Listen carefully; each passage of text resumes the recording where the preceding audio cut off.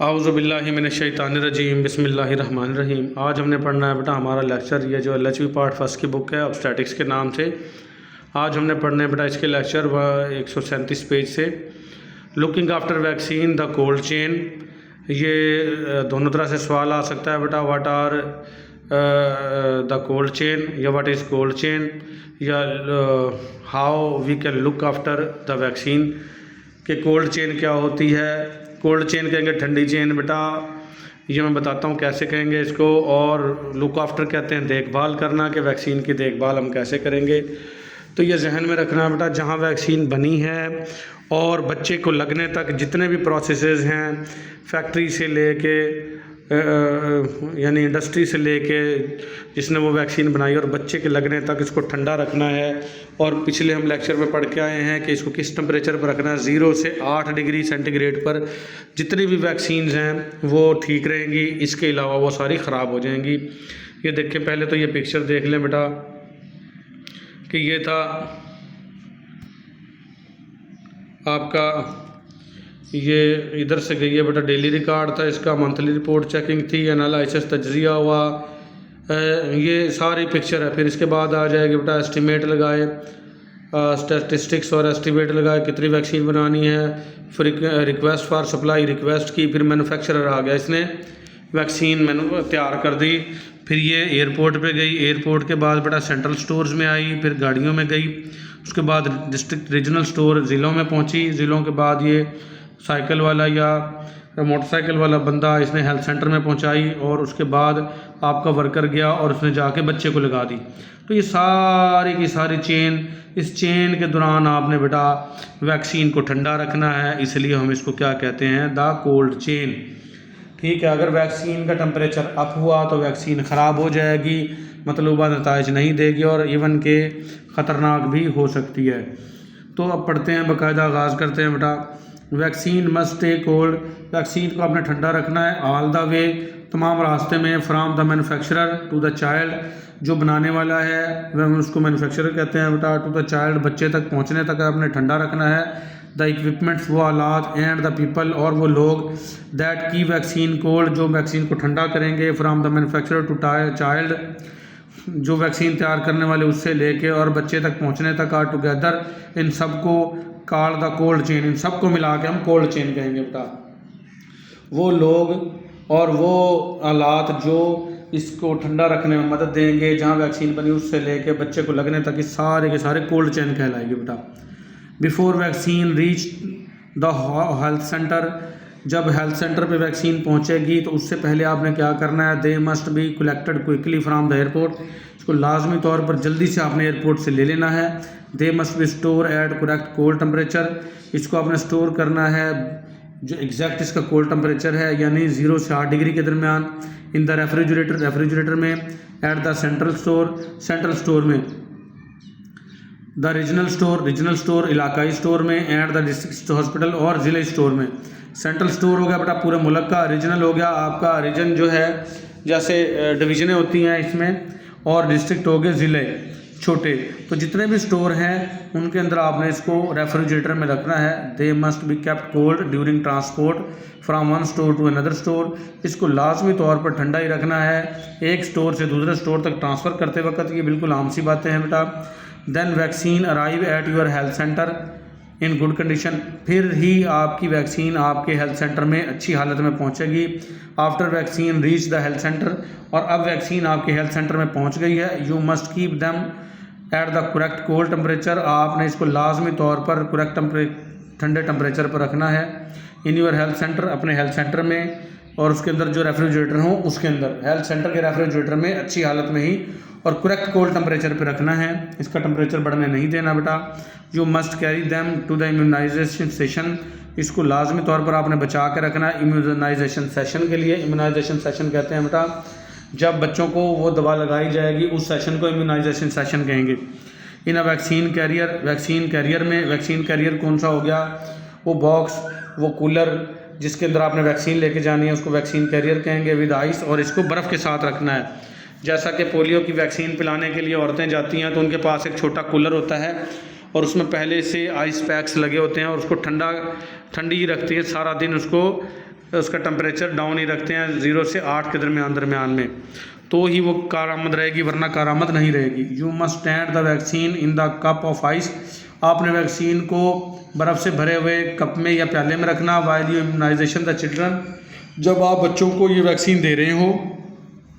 Looking after vaccine in the health centre refrigerator, आपने vaccines की जो आपके हेल्थ सेंटर हैं, जैसे हॉस्पिटल हैं बेटा, BHU basic health unit, RHC rural health centre, THQ तहसील हेडक्वार्टर, DHQ डिस्ट्रिक्ट हेडक्वार्टर्स या जनरल हॉस्पिटल, जो भी ये सारे के सारे आपके हेल्थ सेंटर में आएंगे। और इनके जो रेफ्रिजरेटर हैं जिनमें वैक्सीन रखी हैं, तो आपने उसकी देखभाल करनी है, कहीं उसका टेम्परेचर जो है मतलूबा जो नताइज हैं टेम्परेचर के, उससे कम या ज़्यादा ना हो जाए।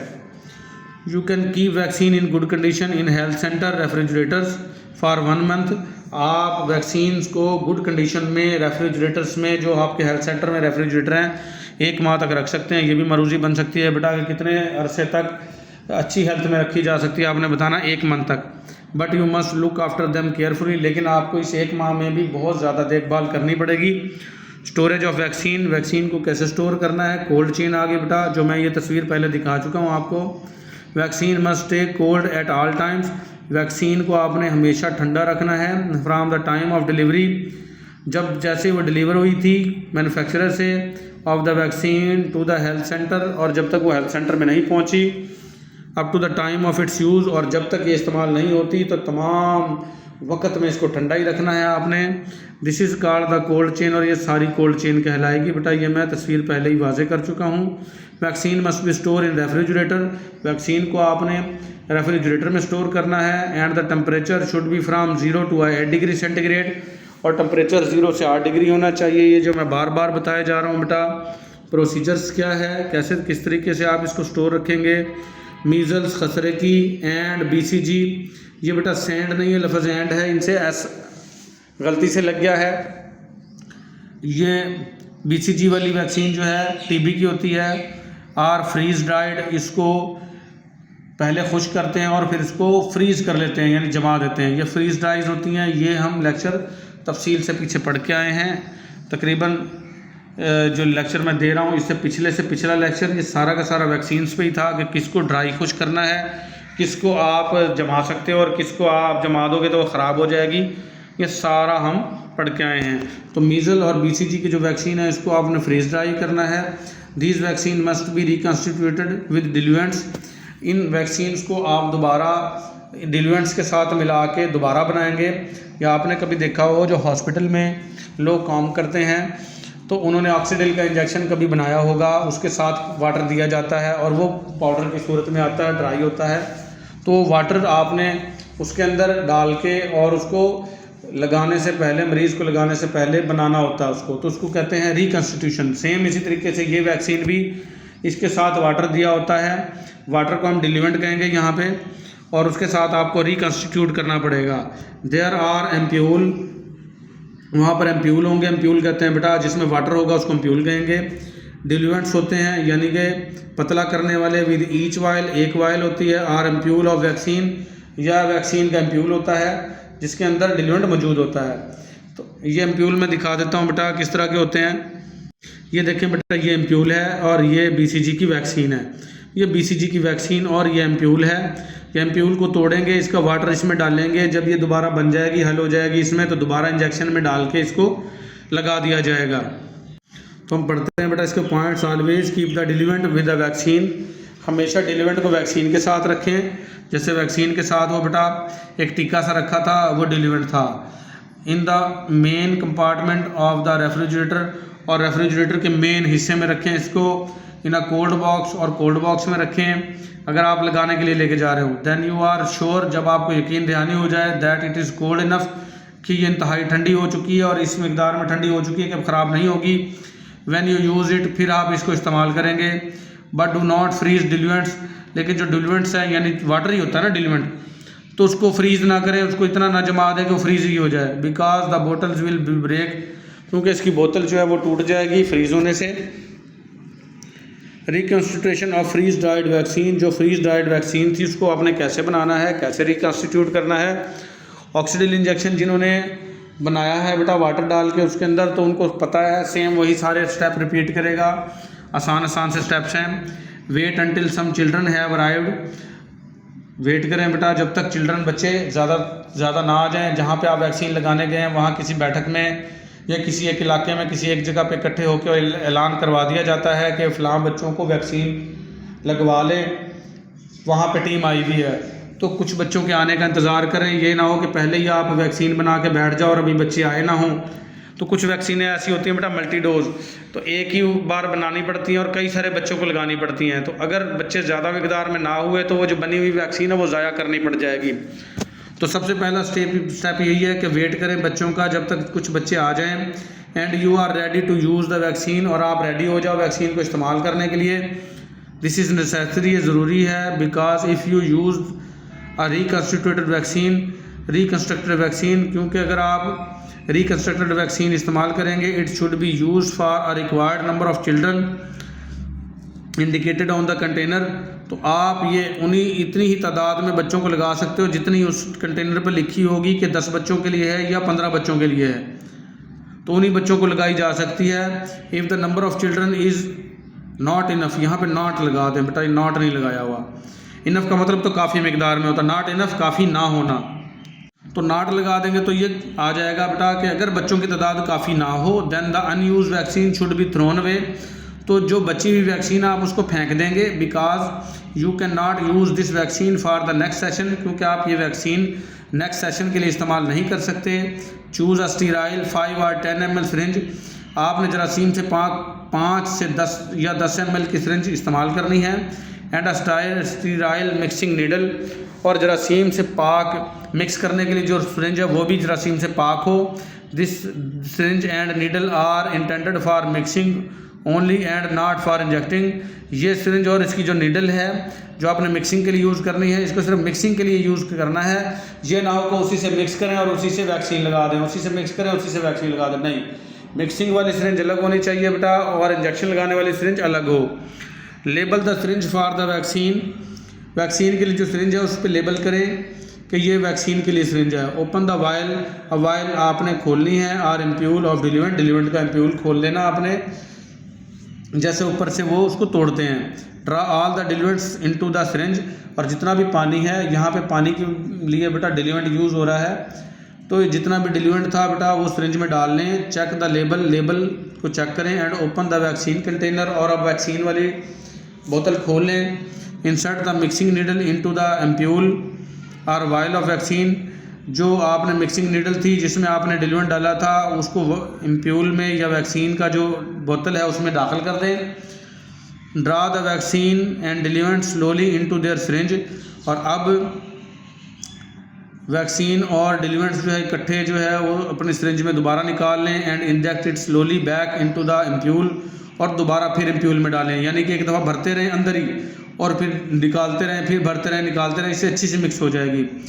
और अब एम्प्यूल या वायल में आप चंद मिनट के लिए ऐसा करें ताकि मिक्स हो जाए अच्छे से। दिस प्रोसीजर इंश्योर दैट, इस प्रोसीजर से ये यकीन दहानी हो जाएगी that vaccine and diluents are well mix, कि आपकी वैक्सीन और जो डिलीवेंट्स हैं वो अच्छे से मिक्स हो गए हैं। And there is no need to shake them, और इनको हिलाने की कोई ज़रूरत अब नहीं रही।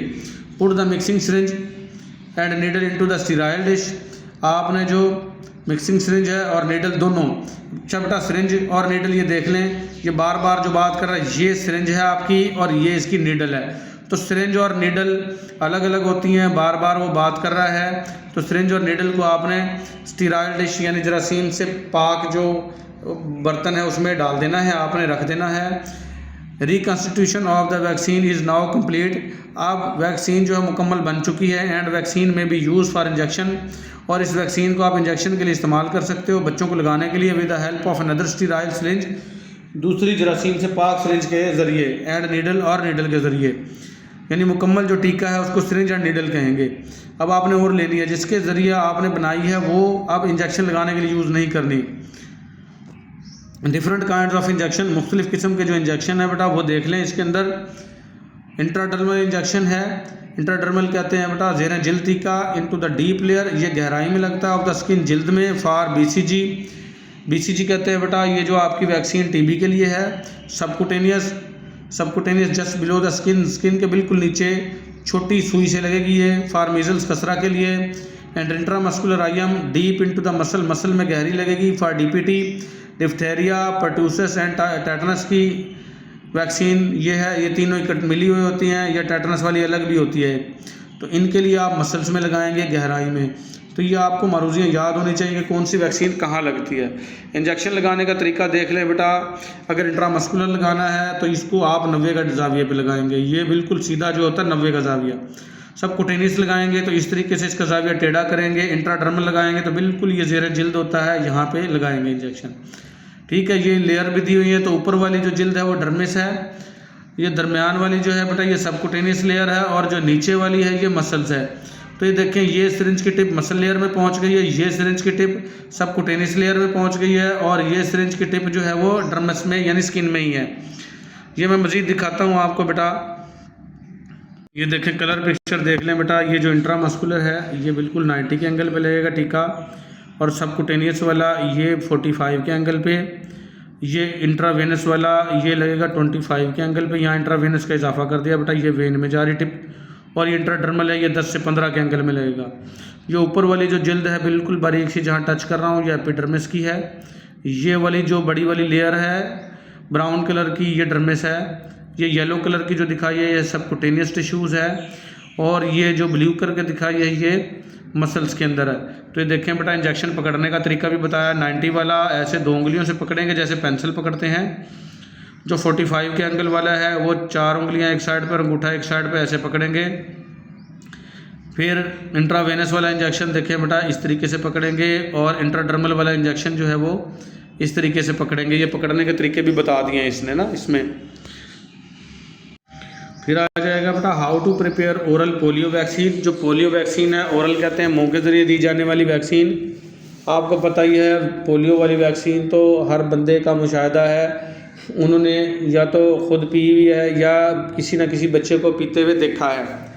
तो उसको तैयार कैसे करते हैं बेटा, वो तो सिंपल तरीका है उसका कि वो एक बना बनाया वैक्सीन आती है, छोटे छोटे उसके कैप्सूल से होते हैं, उनको खोल के और मुंह में जो उसके कतरे निचोड़ दिए जाते हैं। और अगर बच्चा पी ले, ये इंश्योर करना है कि बच्चे ने पी लिए हैं। अगर खुदा न खास्ता उसने स्पिट कर दिए, थूक दिए, तो दोबारा पिलानी है उसको। तो how to prepare oral polio vaccine. Oral polio vaccine कैसे आपने तैयार करनी है। Ask the mother to hold the child firmly. माँ को कहें कि बच्चे को अच्छे से पकड़ ले, सो दैट ताकि child is lying on his back, के बच्चा अपनी कमर के गिर्द लेट जाए। Open his the child's mouth, बच्चे का मुंह खोल लें। ईदर स्क्वीज हिज चीक्स, उसके जो चीक्स हैं, गाल हैं, वो पकड़ लें। जेंटली, बहुत एहतियात के साथ, बिटवीन यूर फिंगर्स, अपनी उंगलियों में। To make this lips point forward, ताकि उसके जो होंठों का पॉइंट है बच्चे का वो बाहर आ जाए। आपको पता ही है मुंह जैसे पकड़ते हैं अंगूठे और उंगली से दांतों के दरमियान में दबा के, और बच्चे का मुंह खुल जाता है।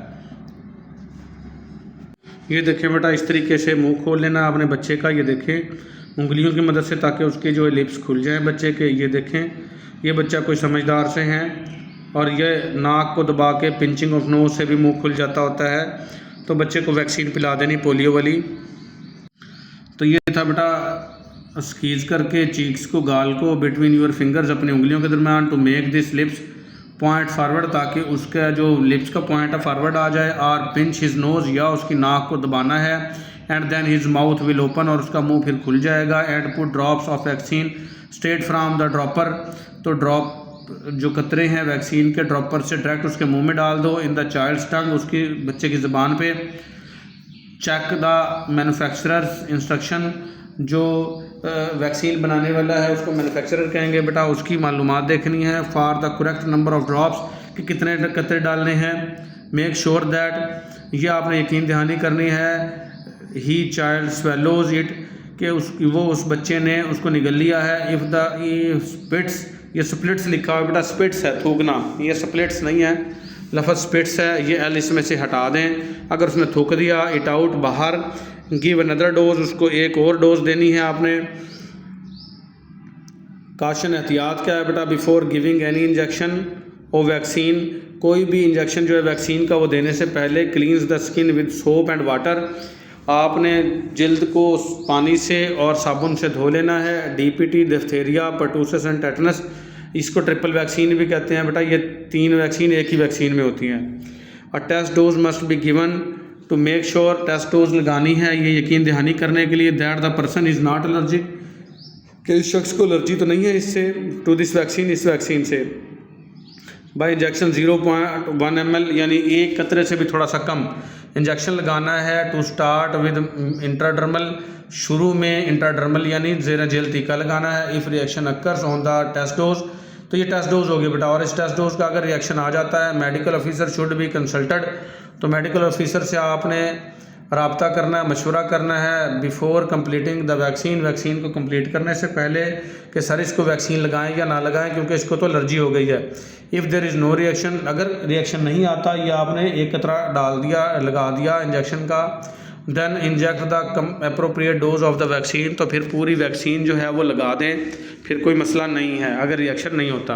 तो ये था बेटा हमारा आज का कोल्ड चेन, और तैयारी कैसे करनी है वैक्सीन की और बच्चे को लगानी कैसे है। पार्ट्स ऑफ रेफ्रिजरेटर वाला हम पढ़ लेंगे अगले लेक्चर में।